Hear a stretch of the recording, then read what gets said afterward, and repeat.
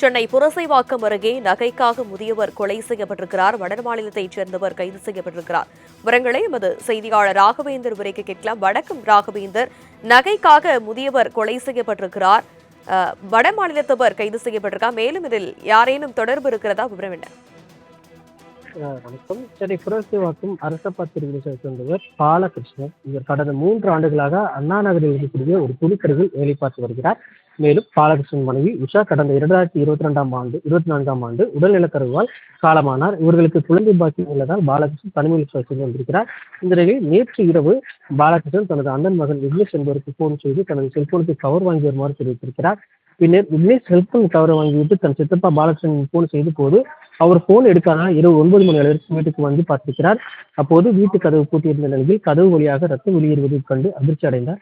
விக்னேஷ் உடனடியாக ஜன்னல் வழியாக எட்டி பார்த்த போது பாலகிருஷ்ணன் ரத்த வெள்ளத்தில் தரையில் இறந்து கிடந்ததை பார்த்து அதிர்ச்சி அடைந்து உடனே காவல்துறையிற்கு தகவல் தெரிவித்திருக்கிறார். தகவலின் பேரில் வேப்பேரி போலீசார் சம்பவ இடத்திற்கு விரும்பி சென்று பாலகிருஷ்ணன் உடலை கைப்பற்றி இந்த சம்பவம் குறித்து வழக்கு பதிவு செய்து உடனே விசாரணை நடத்தினர்.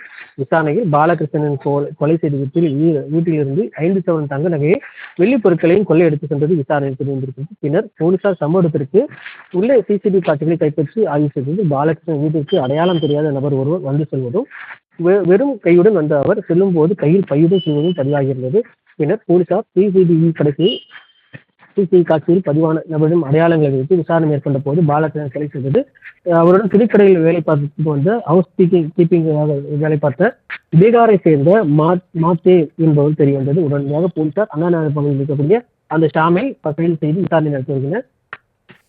விசாரணையில் பாலகிருஷ்ணன் சாமி ஒரே கடையில் வேலை பார்த்து வந்ததால் பழக்கம் ஏற்பட்டு நண்பர்களாக பழகி வந்தது. மேலும் பாலகிருஷ்ணன் மனைவி இறந்த பின்னர் அவர் தனிமையில் வசித்து வந்தது தெரிய வந்ததை அடுத்து இதுபோன்ற செயலை செய்ததாக அவர் ஒப்புக்கொண்டிருக்கிறார். தற்போது விசாரணைகள் தொடர்ந்து நடைபெற்று வருவதாக போலீசார் தரப்பில் தெரிவிக்கப்பட்டிருக்கிறார்.